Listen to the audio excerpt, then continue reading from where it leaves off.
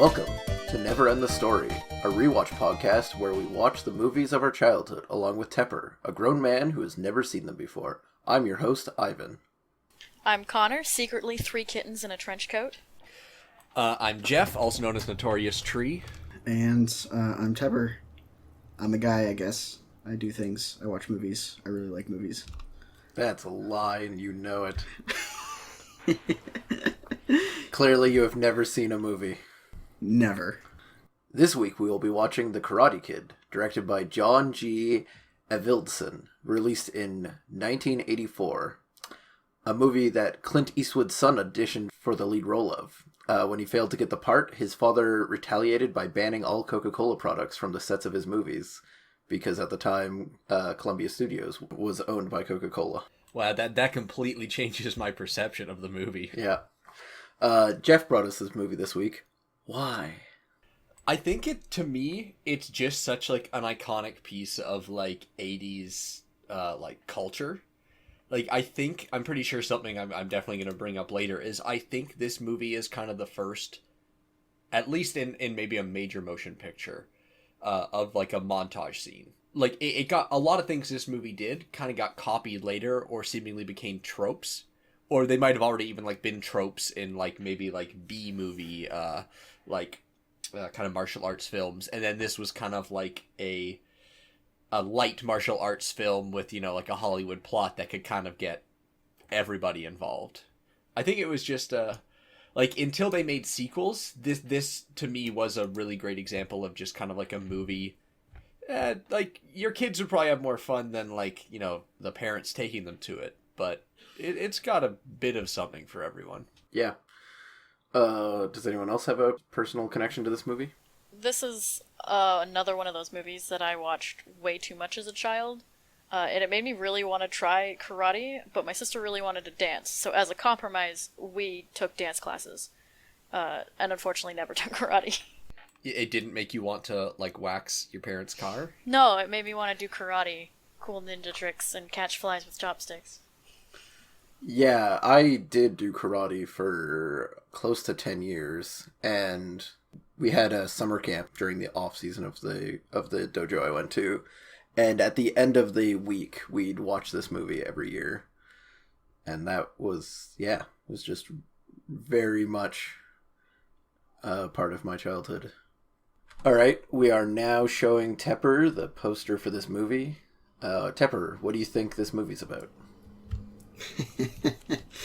Well, like, I already know, like, parts of what because this movie gets referenced a fair amount. So, like, I know kind of the finishing move of the movie, like the high kick that I've heard was illegal, but everybody just kind of let it through because it's the main character who did it. There's the Mr. Miyagi, I believe is his name, like the mentor character. So, like, in terms of looking at the poster, we see, like, the mentor character, the main character, and then, like, him doing the pose. And I believe that's the one that leads into the high kick. Like, he does that pose and then goes and does it, if I recall correctly. Looking at the poster more closely, it kind of, like the poster kind of puts into, it's like that kind of similar to, I guess, like a little bit of, like, Warriors of Virtue, where it's, like, the power lies in your heart, not in what, like, you're capable of, type deal. The poster itself seems fine. Like, I'm not as into it as some of the other posters that we've seen already. Yeah, like, it's alright. But just look at the burning love between these two characters. They want to kiss so badly. Oh yeah, if you took the words away from this poster, you could make this about a lot of things. Yes. I was even just gonna say, I've seen a lot of different posters for this. Like, when I was looking up some posters earlier, I don't think this is one of the ones I've seen, but it also gets a bit scrambled with, like, the remake that came out. You get a lot of results for posters of the, like, Will Smith and Jackie Chan remake. He is holding that pose terribly, by the Jaden way. Smith. It would have been great if Will Smith was the Karate I just Kid. know Will Smith was in it. Yeah, I would have couldn't actually remember watched his- that one. Couldn't remember his kid's name. Sorry, Jaden. Yeah, and then like we've talked about like the sequel series or whatever that they're making, where the guy comes into the town and wants to remake make the dojo. So it'll be Yeah, interesting I'm to sure- see. Hi! We'll talk about the Netflix series a little bit after the movie. Yeah. I just thought I'd bring it up just because it just continues to amuse me. Certain aspects of what we've discussed, like off the podcast. I've just got one thing about the poster I want to bring up, and it's like, is that what people do in California? Like you go grab a log, you go down to the beach, and you practice your karate. Like I've never been to California, so I don't know if like, do you think people would be like out for like their morning jog, or go out to have a swim in the ocean, and there's just this kid standing on a log for like 2 hours practicing his kicks? Morning karate. Yeah. But yeah, like I know certain like plot details and stuff like that, and I kind of have like a general idea of like the structure of the plot for this movie. I know like the fly catching scene. I figure this kid gets bullied in some way, and then this guy will, like the Mr. Miyagi, will like help, unlock his inner potential and make him believe in himself and all that stuff that has been the trend of like the past 5 movies we've watched. What makes you think that any movie we have ever watched has had bullies in it? More like little Murder I was bullies. gonna say more like little murder gangs. Like seriously. So, do you guys think, this is a slight tangent from the current topic, but like if we were making a list of like the most like 80s movies of all time, this would probably be in the top 3. I don't know if it would be number 1, but Yeah. this This has would be a in my lot of list kind of every like time. those 80s movies kind of tropes to it. And I'm pretty sure this director also did Rocky, so I could be a little off. So actually, I sorry to interrupt, Jeff, but I actually looked up when like Rocky came out, and that was 1976. But now, and I was gonna bring that up because like I think Rocky 1 has a montage scene. That's why I was bringing Yeah. up the director. Yeah, I was going to say, I guess maybe this was kind of that direct. It's so ubiquitous in many sports movies and even movies that just didn't involve, like, you need to have some time passing. Why can't we just have, like, a subtitle come up that says, like, a couple months later? It's like, no, instead we've got to get, like, these 5-second fast cut clips of, like, people just doing random mundane stuff sometimes. And obviously in Rocky and Karate Kid, it's not like, it's kind of mundane, but they're training. Yeah, Like, and I mean like if it's done right, it is so hype.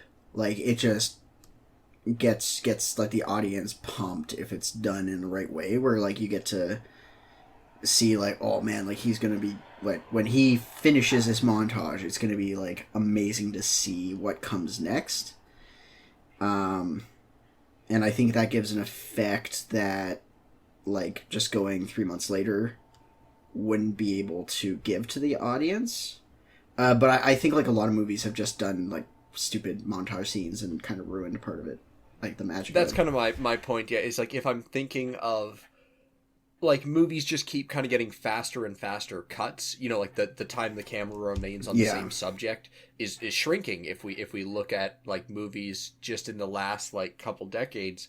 And I kind of wonder, again, like, I'm not trying to blame the director or, like, that kind of genre or style of movie, but you always just have to wonder, like, what was kind of the inception point for all these faster cuts and these montage moments. And they're not exactly the same thing, but it just makes me, kind of wonder how much the two are related or if there is any correlation between them. Yeah, it's actually interesting. The montage song for this movie was actually originally written to be it was written for Rocky 3, but rejected by them, so it was instead used in this movie. Yeah. So I'm looking forward to watching this movie because, like I said, it's even though I kind of like know, I think mostly what's going to happen, and I know like the climax of the movie. This movie gets referenced so often, just in general culture, like it is seeped into the cultural consciousness of North America. So to be able to see where all those references came from and like see the actual movie, I think will be a good experience, and it's another thing I get to cross off my list of stuff I haven't seen. All right. Yeah, and I guess the montage. Sorry, I just got one more thought. The montage might. This might be a bit of a stretch, but like the montage scene might could have something to do with how like people are almost perceived as like lazier now, because it's like, man, if that Hollywood character could solve his problem in like 3 minutes of like a pop rock song and just trying his best, how come I can't get out of bed in the morning? Can I have a montage of me waking up and making breakfast? Just find the right pop rock song and do it. I guess you're right. Yeah, I gotta find my montage song. Exactly. Plays wherever you are. All right. And with that, we'll see you after the film. Get him a body bag! Yeah! And we're back. So, what did everyone think? Get him a body bag, yeah! I love that line. This movie was pretty good. I definitely see why people like it so much. I think, like, so I'm trying to, like, match it up to a lot of the other movies we've watched. And, It's got a lot more murder bully. Yes. It's got a lot less business dad. Yeah, like, I like this movie a lot. I'd almost say, like, it does the, like, becoming stronger thing a little better than a lot of the other movies. One thing that immediately stuck out to me was that, like, Daniel is socially competent and, like, overall, and is, like, a functioning person, whereas, like, a lot of the other kids in the other movies we've watched have been, like, very on, like, the outside of social things. Yeah. That's why I don't relate to Daniel. Yeah. He has some anger issues and a few other small problems, but overall he knows how to act in social situations, yeah. Yeah, like, this movie was, like, it was up and down. Like, there were moments I really liked a lot, and then there were, like, a bunch of moments where I was like, ugh. Or, like, there was just stuff where it's like, how the fuck does this, like, kid society work? Like, it's like Daniel gets his ass beat by one dickhead and everybody just stops being his friend, and it's like, what? And just, yeah. So I guess, like, going over my notes, his mom is, like, a fucking great character. Yeah, she's a real mom. Yeah, exactly. yeah. She's just very, very real. And, like, all of the interactions she and Daniel have are very real. And I think, like, jumping off that, a lot of the characters in this movie, like, to me, felt very real. In the sense, like, I played hockey for, like, I can't even remember how many years I played hockey. Like, people like the bad guy in this, like, movie, they exist. And they're awful. They're horrible people. Sorry, by bad guy, do you mean, like, the bullies or the coach? Both. Okay. Yeah, like, and also, like, a lot of, like, the dialogue in, like, the final, like, tournament. It's like, yeah, no, like, that's kind of, like, stuff I've kind of heard before. Where it's like, yeah, no, like, go and hurt them. Like, don't just, win. You gotta, like, what was it when I was playing hockey? It's like, kill him. It's like, Jesus fucking Christ. So, like, there were, like, sections of this movie that were kind of too real. In certain ways. Yeah, on the other side of that, like, I did karate for many years and went to a decent number of tournaments. And maybe it's because I was quite socially awkward, but I never had any interaction remotely like this. Well, respect is a big thing in martial arts, right? Like, this movie kind of takes it to the extreme where it is kind of like a bunch of bullies and the coach thinks he's a badass. Where, like, the couple times I've ever had a friend who did any martial arts, like, they were always, like, pretty aware that, again, like, it's it's you don't well you can do it to personally empower yourself, but you're not supposed to do it for the power. You're supposed to learn respect for yourself and other people through martial arts. And I think this movie tries to do a pretty good job of staying with that message. Yeah, I thought it was pretty effective overall. Like, Miyagi made it pretty clear to Daniel again. He's like, I'm not trying to teach you how to, like, fight and win. Like, again, Miyagi was even telling him, like, I don't want you to win the tournament. I want you to, like, show them that, like, you have discipline. Yeah, and also, like, Miyagi's thing about, like, balance, and it's like, don't just take this as karate, but take this into your life. Like, make it a part of yourself. So, like, Yeah. like, and that's one thing that, like, we'll get into probably in more detail later, but, the messages, they really carried the themes and messages through the movie. Like, there was even, like, one or two where I was like, and then, like, later on I was like, oh, wow, they actually, like, followed up pretty well. But yeah, no, the characters, I know, like, you guys, well, especially Jeff, you weren't totally into, like, some of the scenes where you're, like, they're giving too much depth to characters that kind of don't matter.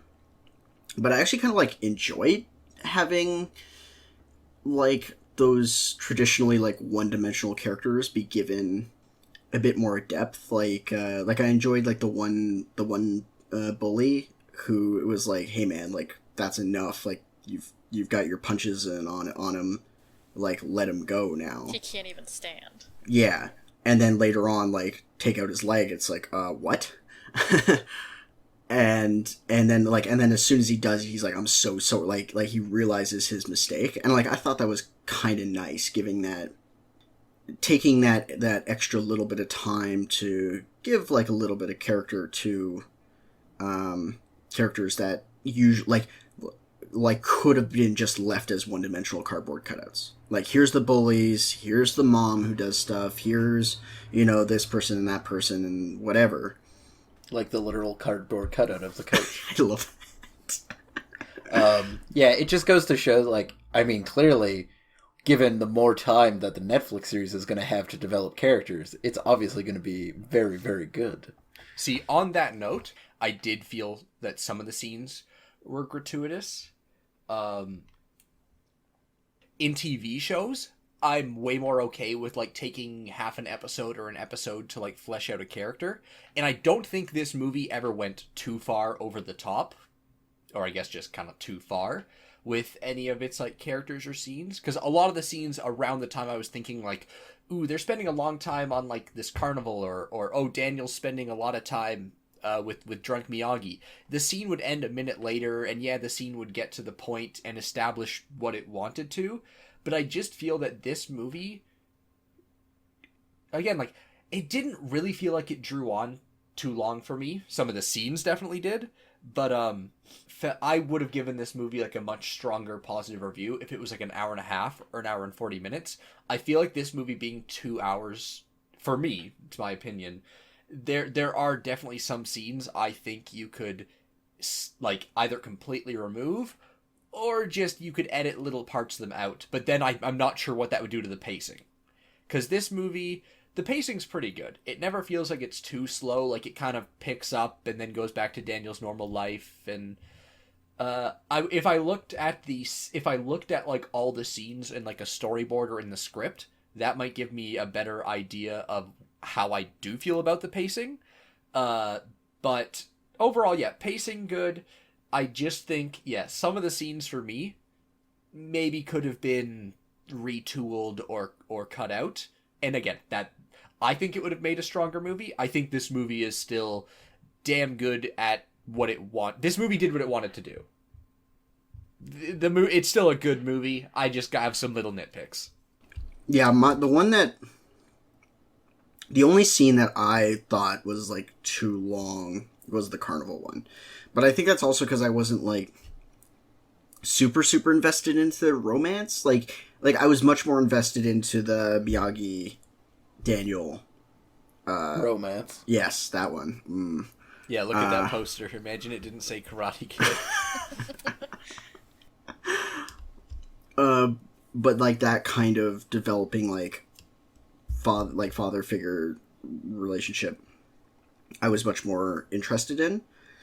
So, like, the Drunk Miyagi scene, like, I gave that one a pass because it, like, I liked his character. Whereas, like, the Carnival one, I was like, this is kind of boring. Yeah. The Miyagi scene was definitely the most boring when I was younger and didn't understand basically anything that was happening. But yeah, going back to it, the first date at the Gulf and stuff is definitely just kind of more than probably needs to be there, especially since how established them liking each other has already been. And I think that's part of my problem with that scene is there's already been enough scenes of the two of them hanging out and, like, establishing that they're into each other, that just kind of was like, yeah, you're just telling us what we already know. As a kid, I would actually go do other things during like all of the romance scenes because I did not care for it. Yeah, basically, my thought about some of those scenes, obviously I've already kind of made my point on some of them may be gratuitous, is how much do we feel that those are kind of pandering? In the sense that a lot of movies, it's probably worse now that as Hollywood goes on, there's even more remakes and sequels and all that, and movies have become very, very formulaic. Because I've always been kind of on the side of I don't really want a romantic subplot in all my movies. Like, yeah, like if they had cut that out or given more screen time to like Miyagi and Daniel bonding, yeah, I think that could have been really interesting. But how much of it is kind of like, oh, again, in this kind of like 80s movie formula, whether it was, they were aware of it at the time or whether, we can look back in history and kind of say, oh yeah, like all these iconic movies from the time, you've got the love interest, you've got the bully or just whatever the villain of the movie is. Like, I'm kind of curious about your opinions on that. Do you feel like some of that was, and again, I don't mean like complete pandering, but just in the sense of, oh, the movie has a teenage male protagonist, of course we have to have a love interest. I think, like, yeah, because I think it was just, like, the formula of the time. Like, that was just kind of how you constructed a movie for the audience. It's like, do you think that humanizes Daniel more? Or do you kind of feel like our female watcher is supposed to identify with, like, his girlfriend or his mom or something? Like, yeah, and obviously now we have way more kind of, like, the gender lines are getting blurred more, and we have strong male and female characters in a lot more movie and media. But you know what I mean? Like, at the time, this movie does still kind of feel like, and again, I feel almost bad for, like, trying to look into it this deep. But, like, do you think everyone was supposed to identify with Daniel in that movie? I mean, what good's karate if it doesn't get you the girl? Why would you karate? Is that why you took karate? Like, one of my notes, let me find it again, is, it feels like two separate movies to an extent, where you've got, like, Daniel doing his coming of age, becoming stronger, connecting with, like, a mentor, and, like, learning, like, that, like, life skill, and then there's, like, here's a romance.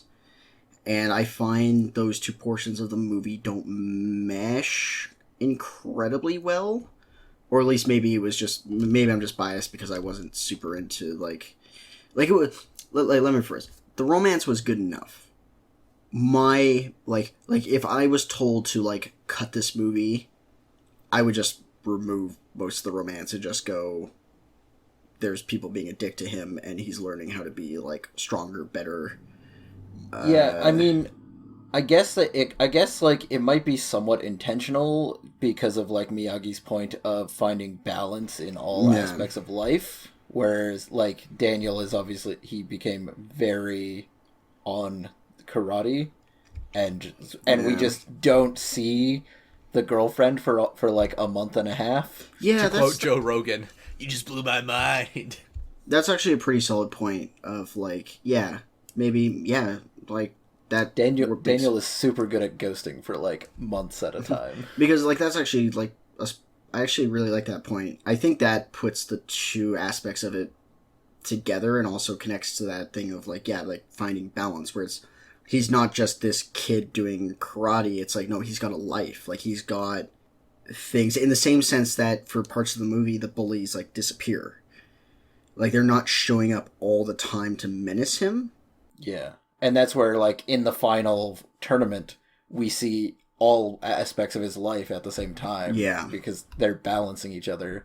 There's the karate, there's the bullies, there's the girlfriend, there's his mom. Yeah, so I take back what I said. That was a very good point. Yeah. So, I actually think, like, with that in mind, I think actually the romance part does fit in well into the movie if you look at it through that, like, lens. Yeah. The first date is a little much, but still. On that note, if I was to kind of play the high school English teacher here and be like, then what, like, we kind of just got into, like, maybe balance wasn't just a theme in the movie in the sense of, you know, like trying to teach you Daniel San to mature. Called him Daniel San. Fucking weeb. Daniel-san. Well, I won't deny it. But, like, how much do we want to, again, kind of, this is, and obviously going a bit meta, and just on the balance theme, but what do we think were, like, some of the other themes of the movie? Like, was it all kind of just, like, teaching, not necessarily, like, self-restraint, but, like, other than balance, again, I'm just kind of curious, like, what were your thoughts on maybe some of the other themes? So one of the ones that I thought they would drop pretty quick, but they actually followed through on, was when Miyagi goes, there's no such thing as bad students, just bad teachers. And I was like, like that kind of like I was like, that kind of seemed throwaway. But then in the final tournament, I went, now I see. Because it was the teacher basically all along. Yeah, that's a super good observation. Like, Yeah. that actually, like, that was you, like, understanding something almost meta about the movie and pointing it out that I didn't really think about Yeah. that line. Like, I didn't even think when he said it that was a throwaway line. But now that you mention it, I'm like, yeah, holy crap, that came full circle. Like, again, Yeah. this movie, I think, is pretty good at most of the stuff that they show you comes back. And obviously there's the whole, like, oh, sand the fence, paint the fence, wax the car. Yeah. Like, yeah, that turned into him learning karate. But I think the more interesting ones are the stuff where, yeah, I think, like, that's a good point in how, what kind of lessons you learn about what kind of person they are. Yeah, because, like, what really, like, brought it home was, again, like, the bully with the conscience who goes, like, are you serious? And, like, the teacher's like, yeah, like, put him out of commission. And then also, like, even his main bully, like, when the guy's like, sweep the leg, and he's like, what? Like, even the guy who has been, like, fighting Daniel the whole movie goes, like, does, like, a double take and kind of is like, are you, sure? And which really brings, like, to me was like, now, like, I see with the whole thing. And then that also goes back to, like, when you see them in the dojo where it's like, kill, kill, kill. Like, it's like, Jesus. And then also, like, the pictures on the wall, the cardboard cutout, because it's like the teacher was, like, a military guy. Both teachers were. Yeah, both teachers were, but, like, that one, like, wears it on his, like, because, like, his picture, like, one of the pictures on the wall when Daniel first enters is him in, like, a military uniform, and it has some text that I can't remember. He would have been in Nam. Yeah, Vietnam. Yeah, the themes were solid. Like, it was good throughout. Surprisingly violent is one of my notes. I mean, it's called The Karate Kid. Yeah, but, like, murder. What do you think karate is? Murder It's bullies. not, like, bloody, but, like, a lot of punches get thrown. Yeah. Yeah, like Daniel gets bloody. Daniel gets his ass beat, like, 4 times. Mr. Miyagi gets blood on his shirt once and is still wearing that shirt the next day with blood on it. I mean, he doesn't have a washing machine. And so, like, you can draw parallels between Miyagi and the Cobra Kai teacher, where, like, they're both military guys, but, like, one teaches karate as, like, a life thing, like a lifestyle of the ability, you know, like, teaching you skills and balance and so on, and then the other guy is the exact opposite, where it's like karate is a means to power that you wield over people. So yeah, like, there's interesting parallels in that regard. Well, I think, sorry to interrupt, but I think the parallel that, you guys brought this up before, but I think we could go a little more in depth into it, is that both teachers were military men. But it's the kind of thing where I'm sure we've all seen it in Reddit threads or in other places online, where you've got the kind of guy like Mr. Miyagi who, or I don't know about you guys, but, like, again, from personal experience, one of my grandfathers that I was fortunate enough to meet, he was in World War II, and he never, ever talked about it. And I feel like that's the kind of dichotomy between Mr. Miyagi and, I don't know his name, but the head of the Cobra Kai karate place. Mr. Cobra. Yeah, Mr. Kai. Kreese, I believe. Whatever his name is. Good on you for remembering that one. I certainly didn't. But basically my point is that kind of stark contrast between someone who was in the military and acknowledges that, yes, it builds character, but you do horrible things and you don't want to remember them, and someone who was like, oh, I was in the military, I'm a badass. Because you hear those kind of stories about, yeah, like the guys who, like, they were in the military, but they were at home doing training drills and they never got to go to war. And then they act like some big badass. And then the guy who actually went to war comes back and says, please never talk to me about that. It was horrible. And I feel like that's actually a kind of a point they're trying to make between the Cobra Kai teacher and Mr. Miyagi. Especially when it hammers at home now, remembering when we see Mr. Miyagi in his military uniform and we see Daniel checking out the papers and his medals, is like, yeah, Mr. Miyagi was this incredible dude who probably saved people, well, in the war, and it's just a character. But, Miyagi was a badass, whereas the Cobra Kai teacher, again, maybe he was a badass too, but we don't know. Like, he acts like a badass, but Mr. Miyagi, speak softly and carry a big stick kind of deal. Like, Miyagi is... When you look at him, you just think, oh, it's some, old kind of short Asian dude. Like, I can take this guy. But if you saw him in a fight, you'd be like, hell no, dude's a martial arts master. I just looked it up. The line that Johnny says to Daniel is, "You're all right, LaRusso. Good match." Ah, yeah, see, and that really drives home that, like, bad teachers, not bad students. And so, like, one scene that I wanted to talk about, because I really enjoyed it, was the scene where he, like, throws the bicycle into the dumpster and then talks to his mom and basically goes, like, I never wanted to move here, like, I hate it here. I don't know the rules of this place. Yeah, that was a good line. Yeah, before that scene, I wasn't super into them. Like, I thought, like, the mom was, like, a little too naggy and was just kind of annoying. And then, like, that scene happened, and I was, like, 180 on that opinion. I was like, wow, this character is actually awesome, because she goes, like, yeah, no, you're right, I should have talked to you, and I'm sorry. And, like, they work it out. And that's also where, like, I found the characters in this movie very real, because, like, yeah, like, I've had arguments with my mom before, where, yeah, like, we would yell at each other, but we'd, like, hash it out, where it's like, okay, yeah, no, we'd work it out, rather than just, yelling. And I thought that was really good, where it really demonstrated, like, I thought both actors did a phenomenal job on that scene. Like, that emotion and, like, that frustration of, like, moving to a new place, and then, like, yeah, like, he got his, like, ass beat, like, 2-3 times. Like, that was basically an attempted murder. Like, they dropped him off a fucking hill. Yeah, just really good. Hill, not a cliff. Yeah. Didn't drive a car into him. Just a motorcycle. Yeah.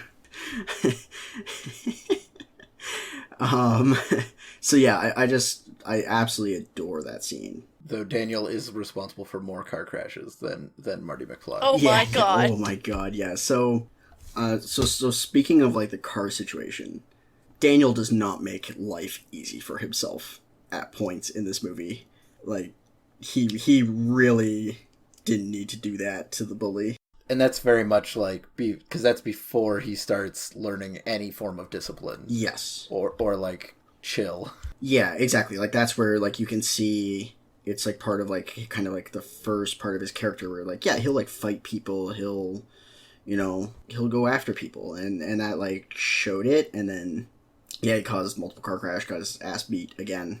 I think it might also be a bit of a like a reflection of how others were seeing him, because when he made a friend, and then he got invited to a beach party, and that was going great, and then he got in a fight and got beat up, and then everyone avoided him. So after that moment, he was the guy who everyone avoids and gets in fights. Yeah, I thought that, like, 180 on social situation was kind of dumb. We never see that guy from the motel again. Yeah, that was really weird. He's from apartment 17. Like, Yes, but like when he showed up, I'm like, I don't remember this character. And then after the beach scene, it's like, oh, that's why I don't remember this character. Well, I think with the whole, like, I can't think of the right word here, but basically Daniel almost becoming an outcast after the beach party fight was because everyone knows, like, those... It was only, like, 3 or 4 dudes that I remember, but in the bike gang, it feels like there might have been more than that. But basically, just all the Cobra Kai guys or Cobra Kai Cobra kids, Kai never dies. whatever we call them. Like I believe there's 5 in the main gang. I think the reason, the whole like ostracized, like Daniel becomes kind of ostracized after that, is because that gang is kind of seen as like they're the natural bullies. Like I think people started avoiding Daniel after that, kind of because it was almost like a real life situation. It was kind of like, oh, if you start hanging out with Daniel, then your social status is kind of lowered to that dude who lost a fight and that they want to pick on. So it was kind of like even though you should, you're always told like, oh, don't be a bystander in those situations. It's like, well, how many of those kids are really going to pick a fight with the 5 dudes who are like brown belts or black belts in karate? Like, you're going to lose a fight in a one-on-one. Why would you try to pick on them like 1v5? And that's when Daniel made that mistake multiple times before he learned his lesson. Yeah.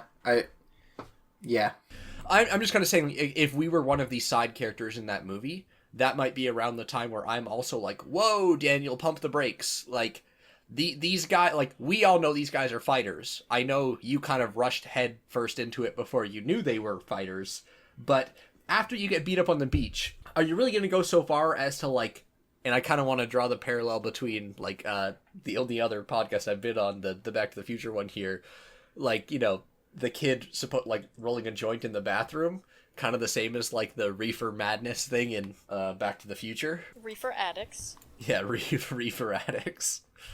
And again, like not really the same thing comes out of that scene, but because I mean, in Back to the Future, they kind of scare the bullies off of Marty, whereas in Karate Kid, Daniel then gets chased down and then forced off of his bike. But also gets the best girl at school. So the music in this movie, outstanding. So 80s, so good. Well, it just kind of seems like they just grabbed, and again, this is hindsight, but it feels like they just grabbed a bunch of stuff off like top 40s, 80s like pop and rock hits. But at the time, who knows what kind of deals were made between movie studios and recording studios and other stuff that was going on. Like Ivan was mentioning in this to us that the You're the Best Around was marketed to, you said, Rocky 3? It was written for Rocky 3, but it was rejected instead for Eye of the Tiger. So it ended up in this movie. Obviously, a point we can bring up as we get more into kind of like the technicalities of the movie is that the director of Karate Kid, and Karate Kid 2 and 3, I think, was the director of Rocky, the first Rocky, and Rocky 5.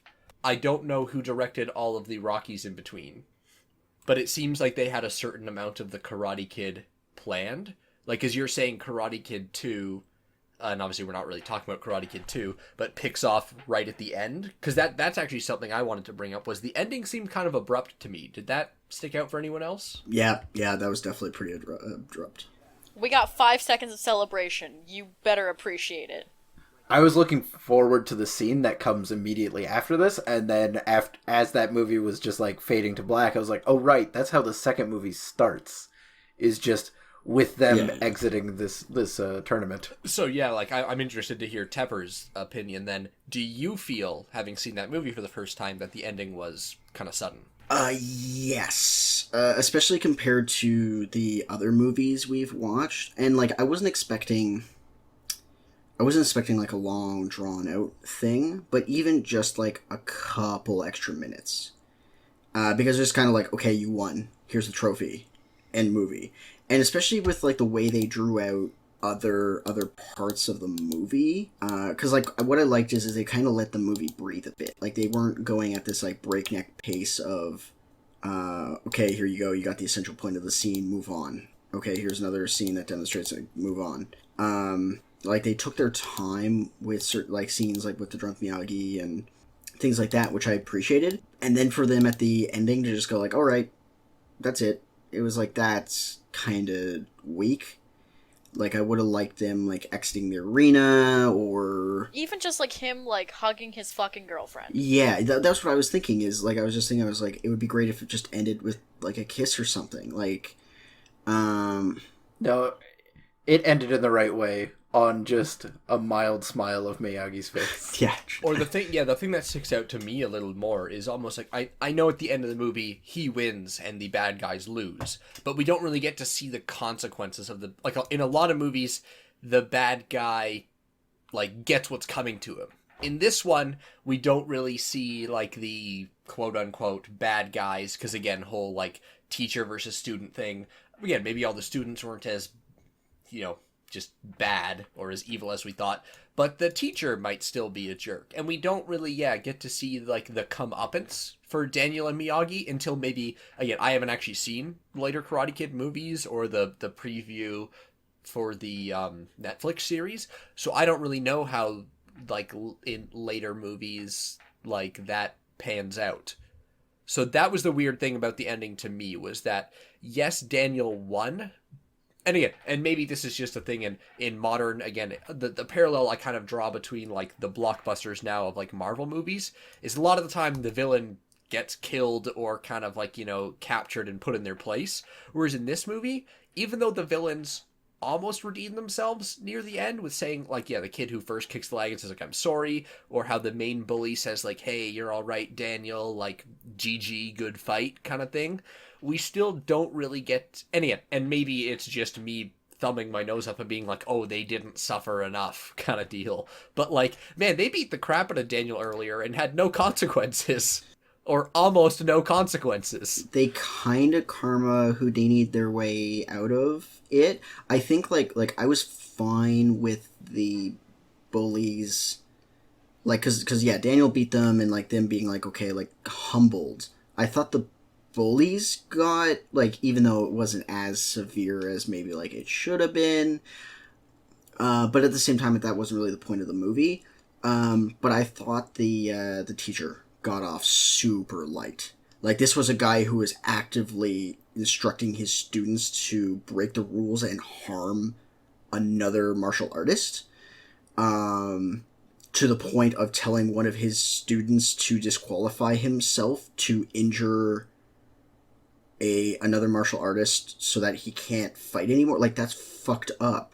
Like, that is absolutely horrid. And whenever that happens in real sports, like when I was playing like hockey and stuff, it's like, yeah, no, that marks you with a terrible reputation going forward. That's how you like lose your job. Yeah, well, like, that's like, there were certain teams that like we were playing against where it'd be like, okay, this is a guy who sends out his players to hurt us. Like, watch your back. Like, be careful. And you kind of start, like, teams and players start to get known for that kind of stuff. So that teacher, I think, got off way too light. Yeah, I think while you were making your point, I kind of realized that what I was trying to say, as often as I am and can't find the words, is of all the people, again, the students kind of learned their lesson. That's the point I'm trying to make here. The teacher, we don't get to see, quote, learn his lesson, end quote. But yeah, I thought, like, yeah, the coach does not, and it's not even like they would need to do like a 10-minute thing, but even just like 5 minutes of like fast forwarding, like fast forward like 2 weeks, like, or just go like 2 weeks later, and even have like Daniel reading a newspaper where it's like Cobra Kai Academy closes as, you know, or like an expose of student or like teacher instructs students to fucking kill their opposition.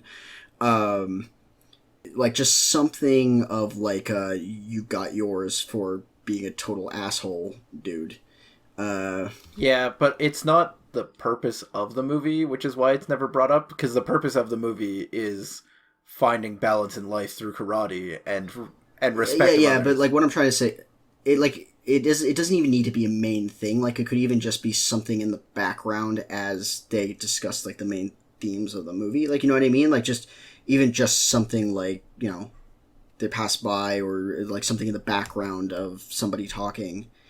Like, not even like they need to focus exclusively on it, but I definitely think like the coach got off way too light. But at the same time, I totally get it. Like, that's not the point of the movie, and that's why for the most part, I excuse it.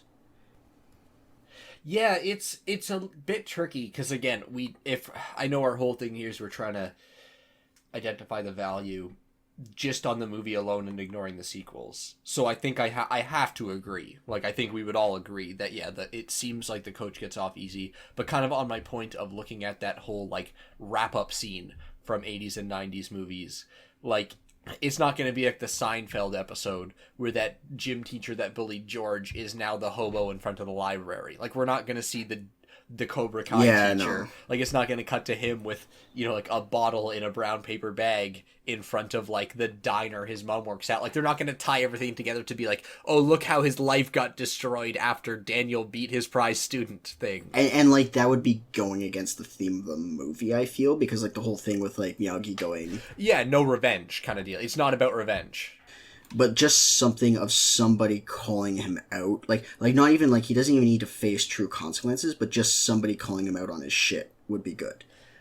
Well, I think, and maybe Ivan can even enlighten us here, but, like, in later movies, does, like, Miyagi start a dojo that everyone joins, or is that not a thing? Nope, that's not a thing. It's just Daniel, and then, I guess, the next Karate Kid as well, when she has to fight a mob. I don't really know. I've only seen that trailer. But yeah, so it's yeah, it was a bit too quick on the ending. Like, I would have liked just a little bit of time to breathe. So like, now I think we've kind of gone over most of the main points. So I was thinking we'd go to some, like, smaller stuff. So random racism, like, that kind of came out of nowhere, and I thought didn't really fit neatly into the movie, where they're just like, oh, you got, like, a nip with you. And it's like, what the fuck? The guys on the beach? Yeah, and it just fucking karate chops their beer glasses, but, like... Those guys probably just wandered onto set. Wouldn't that be fucking terrifying? Because the whole thing about that scene to me is, when we were talking about it during the movie, is if you were able to swing your arm fast enough to knock the top off of beer bottles without moving them, holy shit, you're an anime karate wizard. Like, that's not possible for people to do. Or if you did swing your arm that fast, you might break some bones or pull some muscles. The other thing is, if you were even capable of doing that, you'd cut your hand up. Yeah. You're breaking glass above your hand. Sugar glass is fancy. I guess, actually, that's a very good point, is they could have molded sugar glass into beer bottle shape. I figured that they shot the scene twice, you know, kind of sweep his hand by with movie magic, and then replace the beer bottles with broken beer bottles. But the sugar glass is a good point. That is a commonly used prop in a lot of movies where you have to jump through a window or smash some glass. Yeah, the other thing I was thinking is the dialogue in this movie was pretty good. Like, I thought overall, like, there were some, like, interesting lines, like when he does the shower thing, it's like, when somebody says, like, she must be into fungus, and then never danced in a shower before. I got one. My favorite from that scene. Oh no, it's not that scene. Sorry, I think it's later when he's at school. It's one of the last scenes we see of him at school, and I feel bad for not remembering the love interest's name in the movie, but when the bullies see Daniel and her together for one of the last times before the tournament, they must be take a worm for a walk week. Oh, it's Allie with an I. Yeah. And Daniel with an L. Yeah. And then the other one I quite like, one of the other lines I quite liked was, like, when they're talking about revenge, and Miyagi's like, if you're going for revenge, dig 2 graves, and then he goes, like, at least I would have company. I was like, holy shit. All right. That's almost out of, like, Tarantino. Yeah, like... Daniel's got sass. Yeah, like, that was, like, hardcore. I did not expect that line from him. But yeah, no, I thought the dialogue overall was pretty good. Especially coming from watching Warriors of Virtue. Like, this was so much better. You mean Warriors of Virtue didn't have amazing dialogue? Only one character had amazing dialogue. And we all know who that is. Imagine if he was in this movie. Every movie would be made better with Komodo.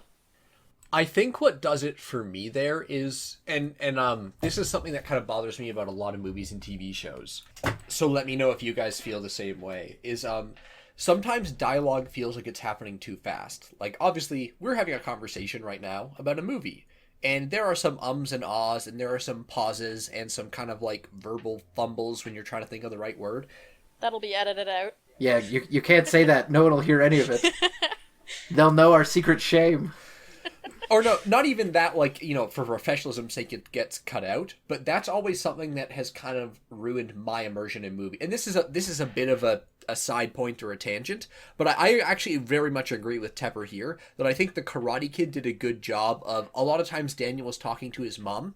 It felt like a teenager talking to his mom and being like, no, don't worry about me, you'll make me look uncool, like, why do we have to do this thing now, kind of deal. Where I actually really appreciate that this movie, a lot of the characters say things that they feel like they would say, and a lot of the time you don't have those snap back and forth, like 1-2 response conversations, where it almost, again, like, obviously, movies are scripted, TV shows are scripted, plays are scripted, like, all this stuff is scripted, but you know what I mean? Sometimes where it almost feels like some kind of Shakespearean play, where people are responding to each other with fully formed thoughts. Yeah, the dialogue's too tight. Yeah, this movie did a good job of the dialogue feeling natural. That's the point I'm trying to make. Yes, and that goes into the characters felt real. Like, that's where, like, the dialogue and the characters and the characterization they gave was phenomenal. Like, especially, like, the mom. Like, the mom felt like, I was like, yeah, that seems like a legit fucking mom. Like, there were certain conversations where I was like, yeah, like, I've had conversations like that in real life with my fucking mom. Like, Worst business dad so far, though. The mom saying hi, kids, like, every single time she would say hi, I was just like, that is the most legitimate mom hi. Hi, kids. Hi, kids. yeah, and, yeah, so... yeah, so that was definitely, like, one of the highlights for me was, like, I liked the characterization. I liked that they let the characters have time, because, like, there's, like, another version of this movie they could have made where, like, they could have done more like what kind of like Jeff was suggesting, where they could have really, like, stripped this movie down. Like, they could have cut, there's so many scenes where, like, I look at where I was like, yeah, like, if you wanted to really tighten this movie up, you could easily cut, like, 15 minutes probably, if not more. Hell yeah, dude, I think they could have cut half an hour. Like, I want this movie to be an hour and a half. Yeah, like I'm just underestimating because I don't want to, like, overestimate. But yeah, like, there's so many things that they could have cut. But I'm glad they didn't. Like, I'm glad they gave some time for the movie to, like, I've been saying this a couple times, so kind of, like, breathe and, like, you know, let instead of going at, like, a breakneck pace, let it go. Like let it flow. And give characterization to various things. Like, they could have very easily, like, just ignored the mom for the most part and just focused on other things, or they could have, you know, similar to what previous movies we've watched, where, like, there's a whole bunch of characters that just kind of get put in the background, or only have a couple lines saying, like, hi, we're here, we exist. So yeah, I like that they did it. Yeah, I would agree that the pacing was mostly good. There's, just still a couple scenes where I think you could have cut down or cut out. Although if we're on the topic of small stuff that bugged us, the thing that kind of stuck out to me, and one of the very few, was when Daniel is getting chased down by the bullies on Halloween, and they've got him, after he doesn't climb the fence outside his building because they pull him down, and Miyagi jumps over the fence.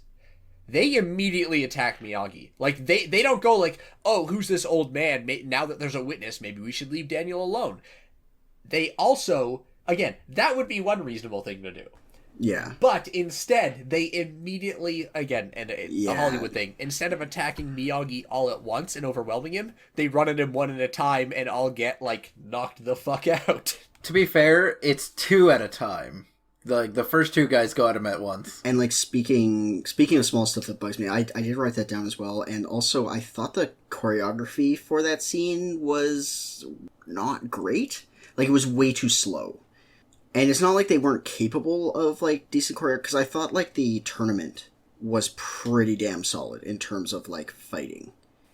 I don't want this to sound rude, but the problem was probably Miyagi. Yeah, and that's where, like, obviously we can point to that, and, like, that's fine, because it's not a huge deal, because it's just a small scene demonstrating a thing, whereas, like, the true, like, finale, like, where the true, like, fighting was laying in wait was for the tournament. Like, that's where I think they put most of their effort in, and I would agree, like, that was a good choice.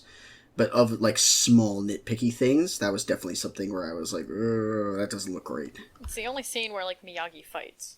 Yeah. And I mean, in All Valley, the only law is karate, so... It's like, if you don't show up at the tournament, we'll kill you both. Yeah, and then, like, one of, like, the smaller... not, like, I wouldn't, like, say themes... is, like, I noticed a bit of, like, a class thing going on, too. Mostly in the girlfriend's parents towards the main character. It's because they're from the hills.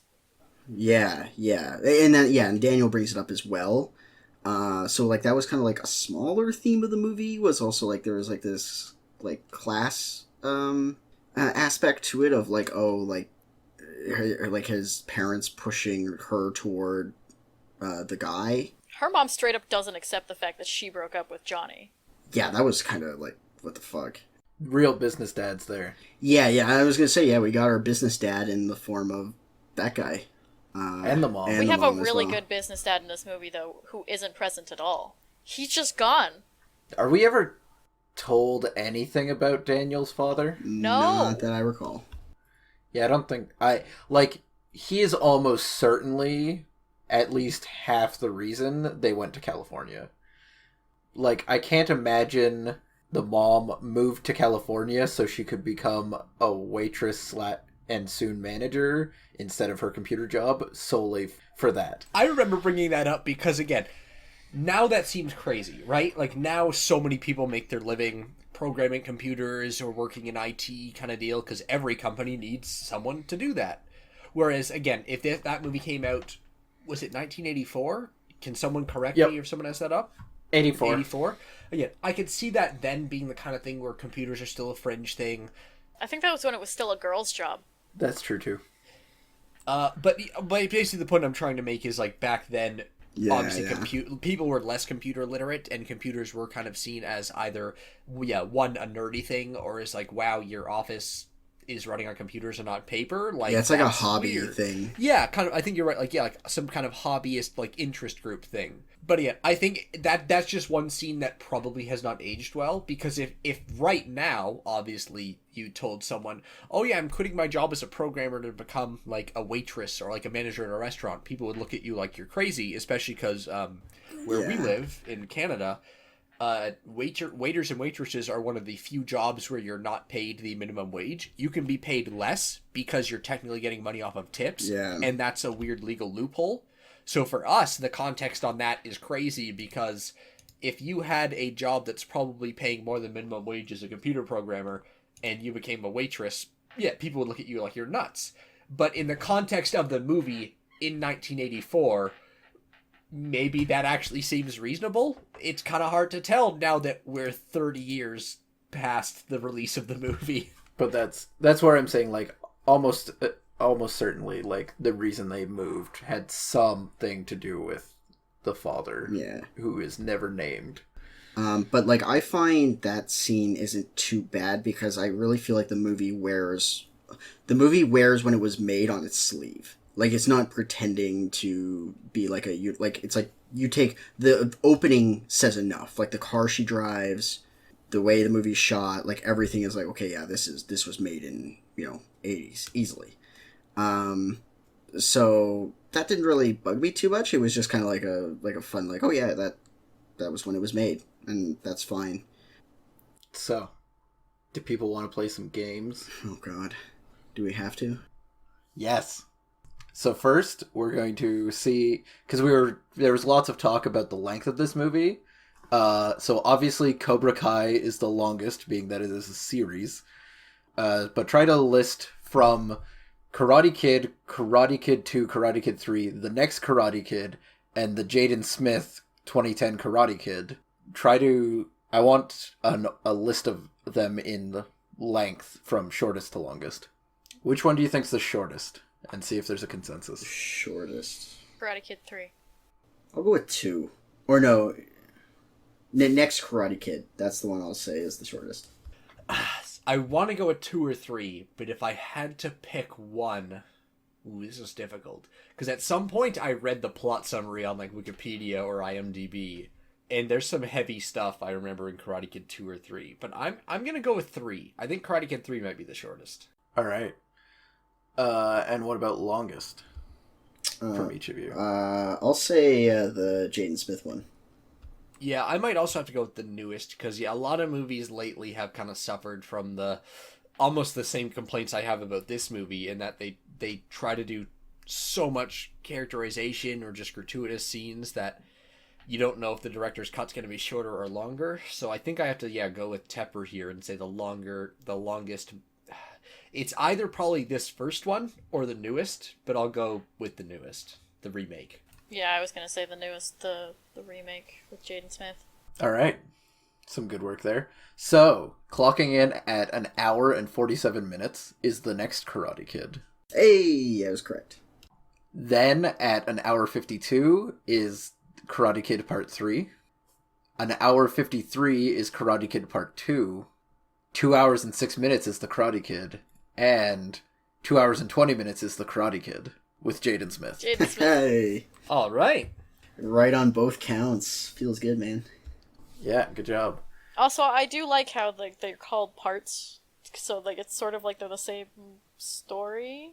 Yeah, and that's, I think, that must have been somewhat intentional, and that's why the first one ends so abruptly. Saying that though, I've never. I watched part 2. I never watched part 3. Yeah, like I'm never persuaded by that, because it's like a movie. I've never seen Part 3 either. A movie should be able to stand on its own.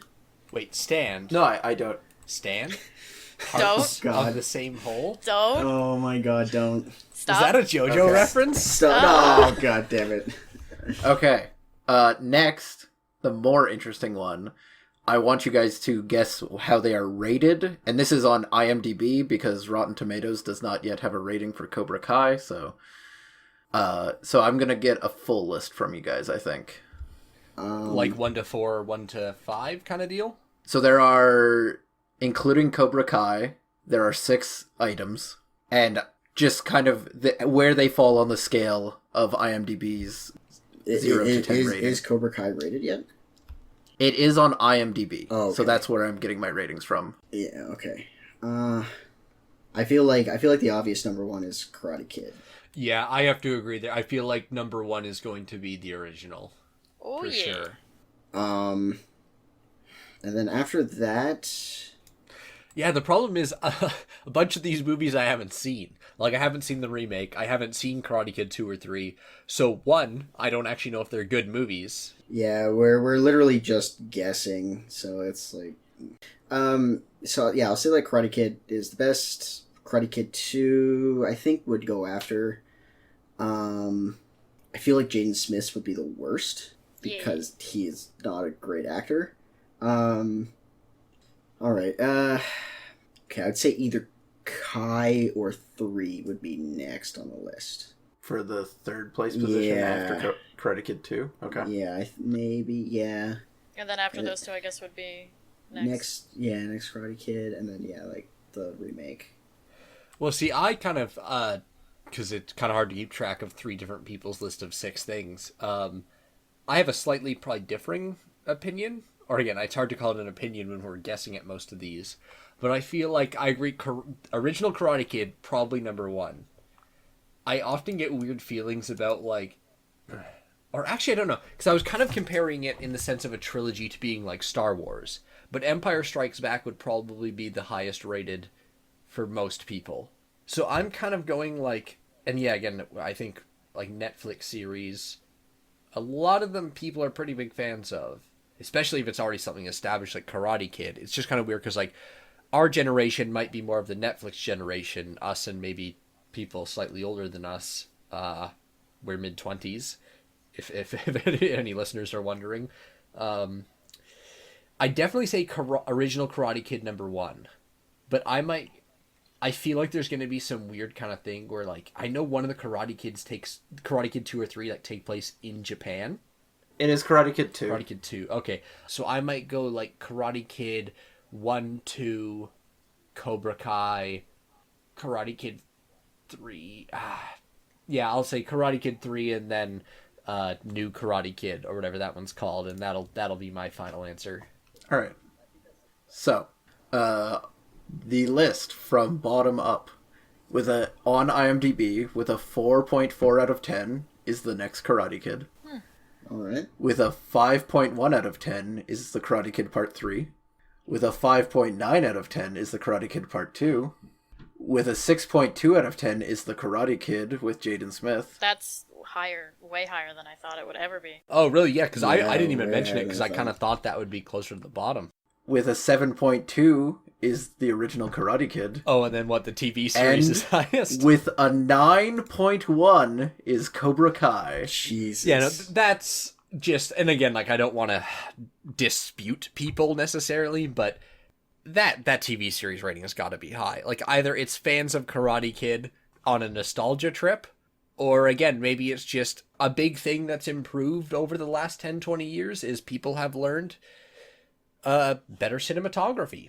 Like, maybe the shots and kind of storytelling of the movie is done better because, you know, people have just learned more lessons. Maybe there's not like enough ratings into, like, it might just be like one or two people who really Yeah, like that's it, good. right? Again, that kind of goes along with, not to hijack, I think you made a good point, but my kind of point about its fans watching the series, like, would you watch Cobra Kai if you didn't know what Karate Kid was? I'd bet no. But I mean, like, at the same time, as much as we're saying this, maybe it is good. Like, maybe it is. Yeah, I mean, I'm gonna be checking it out. Yeah, like, so Hell what yeah. did Karate Kid 1 come in at? It's second place with a 7.2. Okay. That seems fair. I'd give it a very solid 7. Like, because to me, 8, 9, and 10 are kind of the ratings reserved for, Yeah. like, classics. Whereas Karate Kid is a good movie, but again, to me, just as we already discussed, for me, kind of had some gratuitous scenes and could have been cut Yeah. up slightly better. But overall, pacing good, characterization good, script good. Just not like, you know, that kind of great thing where like, oh, this is the next, and obviously this is quite a stretch, but this isn't the next Casablanca or Shawshank Redemption. Like, this is not a 10 out of 10 movie. It's a good movie, but it doesn't transcend its material. Like, it doesn't raise up the medium in any significant way. Yeah. And the Karate Kid has 150,000 reviews on IMDb, and Cobra Kai has 13,000, which is close to surpassing the next Karate Kid at only 21,000. I'd be curious to see the difference between IMDb and like Rotten Tomatoes for those scores too. Yeah, Rotten Tomatoes brings in the next Karate Kid at 7. That's a lie. That is the Hilary Swank one. So, Well, here's the thing that this is a thought that jumped into my head is, and I know IMDb and Rotten Tomatoes are both websites, but again, the whole thing being between, I could go make an account on IMDb and rate that movie a 10 or a 1, and its rating probably won't change because there's a lot of people rating it, but a lot of people on the internet kind of tend to rate things in an emotional state of, oh, I liked it was great, or I didn't like it was bad. Yeah. that's typically what I do. But, I think I do like Rotten Tomatoes' system of having critics just say good or no. Yeah. Well, it's also like, because it also aggregates, right, from other sites. That's how Rotten Tomatoes works. I think a certain amount, yeah.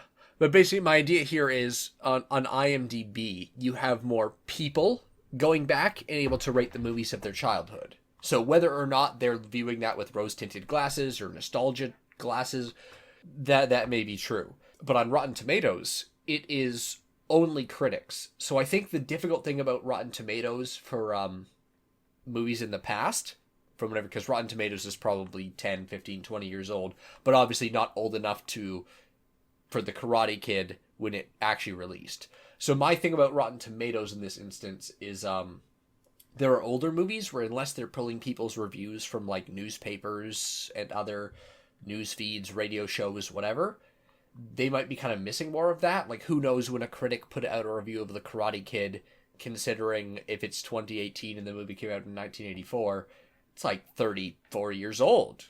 Like, plenty of people on IMDb going on and giving it 7 or 8 stars because it's a solid movie. Less so maybe people reviewing it on Rotten Tomatoes because there's just kind of, like, there's no modern reviewers really looking back. Well, and also like something to think about as well is like the way a movie is perceived changes over time as well, where like the initial critical reception of certain films has been like a big one for that is like The Big Lebowski, which when it came out was considered like pretty bad by critics, but like over time has been kind of looked upon much more favorably. And like I almost wonder if it's like kind of the same thing occurring, like happening with like Karate Kid, where like maybe when it initially came out, especially in the time it came out, where there was probably like a lot of, like obviously we saw a bunch of movies similar and semi-similar in structure to it in like the 90s,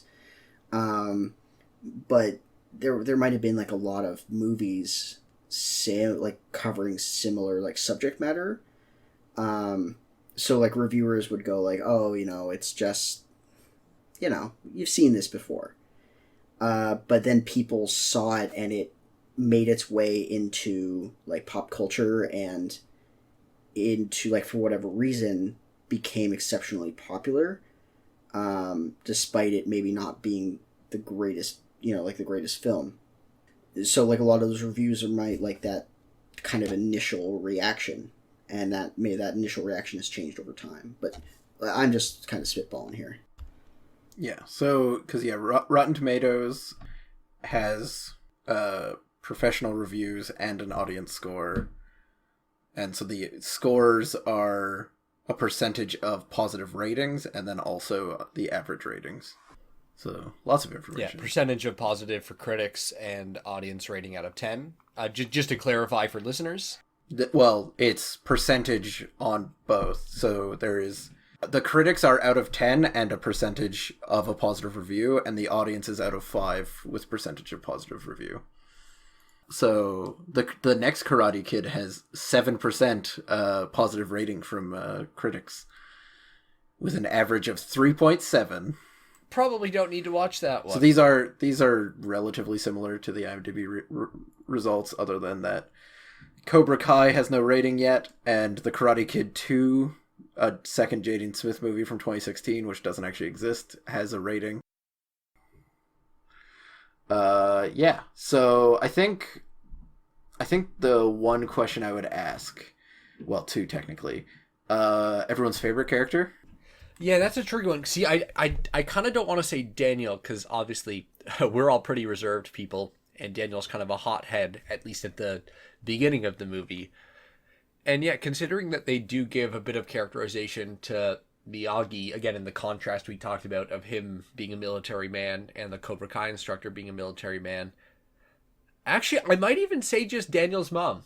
Like, I really liked that a lot of movie moms are over the top in one way or another. Like, they're too caring, or they're too doting, or they're just, like, non-existent in some of the stuff we've done.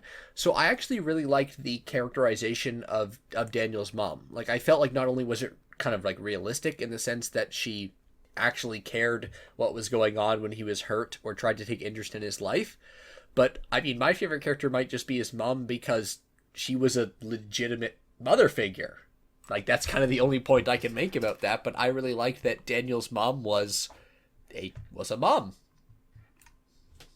Yeah, I'm gonna go vanilla on this one. I really like Miyagi. Like, just he was so much fun. I loved watching like his friendship with Daniel. I love watching him roll back when he laughs on the boat. Yeah, like like he was just such a fun character in general, and I think like brought like a really great tone to that movie, and like the friendship between him and Daniel growing over the course of the movie, I thought was like really cool.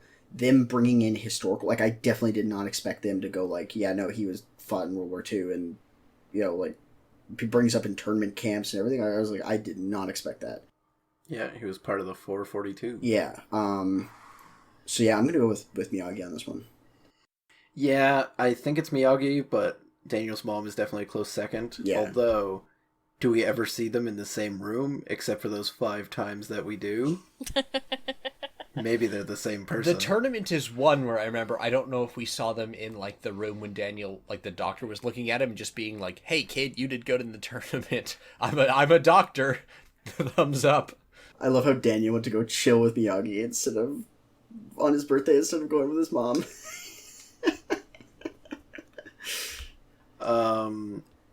Yeah, and then everyone's least favorite character. Um, Ooh, see, that's tricky for me because, like, are we talking, like, obviously we're meant to dislike the coach character. yeah. But when I think of, like, least favorite character, there's kind of two ways to take it. Is like, okay, obviously they wanted me to not like the villain. That's how villains work. Or kind of like least favorite in terms of, like, oh, that character was underdeveloped. But I think I have to agree with Tepper that most of the characters in this movie got the right amount of development. Like even like let's say the guy who he kicks the door open and he hits, and then the kid invites him to his party. Like that kid could have easily been in the script. Obviously the script is set up to get Daniel to the party so the plot can be developed. But that kid, you know, could have been like, you kicked the door open and you hurt me. Fudge off, Daniel. So least favorite character, that's a bit trickier for me because I kind of have those two different ways of evaluating it. If we're talking about, Go with least memorable then. I know what my least favorite character is, just like offhand, and it's Allie's mom. Oh yeah, her mom was pretty awful. oh Yeah, yeah, because Allie's they're mom. only in that one scene, right? They're in 2 scenes. Yeah, 2 scenes when he goes to pick her up, and then at the dance. At the dance. Yeah, Yeah, she's real bad. yeah. So my like least favorite character, I would probably go with either the kid at the beginning or like her mom. Apartment 17. Yeah, Apartment 17. I thought like he shows up and then like he disappears, and not that that's necessarily a bad thing, but I think compared to how most of the other characters in the movie were handled, was like kind of lame. But Yeah, the kid with the shirt of 2 pigs having sex. Yeah. yeah, Making bacon. see, because even then, like he kind of had his role to play. Yeah, because I think I'll go with him. Just because, like, he's like, oh, hey, like, you're pretty cool. Like, teach me karate sometime. And it's just like, oh, wow, you got beat up. Like, screw this guy. I'm going to, like, fucking dip on you. So, yeah, I think I'm going to go with him as my least favorite. Because, like, at least, like, her mom and her dad, they played their role. And they were never, like, supposed to be Her mom does not anything. believe that her daughter has autonomy, Yes. and that infuriates me. Yeah, no, she's an awful person, but, like, she's never gets fleshed out and she's not supposed to. Like, that's her whole role, is she shows up as an awful person and kind of represents what the girl is dealing with. Like, a mom who won't recognize that she broke up with this guy. Whereas, like, the guy at the beginning, it was like, oh, like, this is cool, and then just gets dropped off the face of the earth. So yeah, I would say that guy's my least favorite. Yeah, I think it's a good point to bring up, like, worst character versus, like, least memorable. Because, yeah, my least memorable of the characters that show up. See, the problem is, yeah, because so many characters in these kind of movies are meant to just serve a purpose. So it's like, even just the, when he goes to the arcade looking for what's-your-face, Allie. and the 2 girls tell him to, like, you know, buzz off, like, they serve their purpose, but they're not, obviously I'm remembering them now, but they're not really memorable characters, kind of in the same way as Kid from, like, Room 17 served his purpose. So I don't know if I want to evaluate based on, like, minor characters. So for me, least used character, the problem is I can imagine so much more characterization taking place of, like, the main bully, or the kid who, you know, told them to hold back or didn't want to do the leg move. But then, like, I liked the point up to how those guys were characterized, if you know what I mean. Yeah, no. Like, I think they were almost characterized the appropriate amount. So it's kind of hard for me to be like, oh, I wish they were fleshed out more, but they served their purpose in the movie. Or, like, another way to look at this is maybe, like, what was a character that was misused or, like, had their potential wasted? Yeah, I'm just kind of having a hard point of choosing between, yeah, like, least favorite character because they were a jerk, and least favorite character because, like, maybe, yeah, they were not used properly, or that they were underused. So I might have to go with, yeah, like, the girl's parents kind of enforced some weird, like, stodgy gender roles that I understand that a lot of the time, yeah, in those kind of, like, 80s movies, it's like, oh, this person's real stuck up, and nerdy's the wrong word, but, like, oh, they're trying to stop you from having fun kind of deal, and not in the way that the bully does. Where I might have to go with her parents, because that's something that, like, you could probably have included that in the movie, and it wouldn't change anything. But they did include it in the movie. Still doesn't change anything, but we just think, like, oh, wow, yeah, maybe that's why later Daniel was like, oh, yeah, like, you can't be with me because your parents think my family's poor, kind of deal. So I think I might, have to agree with some of you guys and go with the love interest's parents, just because they were kind of a little too, like, of all the one-dimensional characters, they literally had one dimension. All right. Well, the correct answer was Black Spider-Man. Right. He's just there. Yeah, he is. Yeah, no, it's almost certainly Ellie's mom. She's just terrible.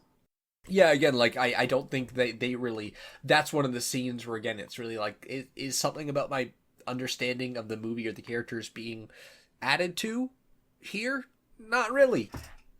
So I think I might not have said that unless you guys brought it up first, but I think I have to agree with that point where it's just kind of like, yeah, that scene didn't really add much. And yeah, they reference it in a later line, but it's not... You don't always need Chekhov's gun to show up. Like, that's not even a MacGuffin or a Chekhov's gun. That just kind of happened. All right. So, how would everyone rate this movie on our arbitrary scales? Connor? I'll probably give it like that clap hand rubby thing. Magic hands. Magic hands. Magic hands out of Daniel-san. Magic hands out of injuries. All right. Jeff? Is this out of a 5 scale or a 10 scale? Your choice. This is out of an it is arbitrary completely scale. Arbitrary. It can be a real rating if you want. Yeah, no, that's the thing. I kind of do want to give this a real rating. The problem I have, slight tangent, is I feel like I would give this movie like a 7.5 out of 10, because to me it has enough small flaws and hiccups that it doesn't quite get, like, the A like rating, like an 8 out of 10 or above. But I feel like if I gave this movie a 7, that's kind of, like, ignoring, like, the cultural impact it's had. So I would say if I may, like, kind of like a 7.5 or strong 7 kind of deal, where it holds up. Definitely, I think, a good movie that handles its themes, characters, and, like, script well, but hasn't aged completely gracefully. That is my short review. All right. Tepper? I'll give it... How many cars did Miyagi have? 5. 5? 5. I'll give it... 5 and his truck. Yep. Yeah, so I'll give it 3 waxed cars out of 5. But, like, actually, though, I for, like, a real rating, I agree with Jeff on basically every single point. Like, it was a solid enough movie. Yeah, I'd give it, like a 7. Because, like, yeah, like, it does what it wants quite well, but it doesn't, like, elevate its material or, like, doesn't elevate film in any, like, way, if you understand what I mean. I give it a solid 8, but, like, Yeah. not anything more. Like, that's how I feel about it. Yeah, so I'd give it, like, a 7. And I'd give it 5 murder bullies out of 1 real mom. Aw.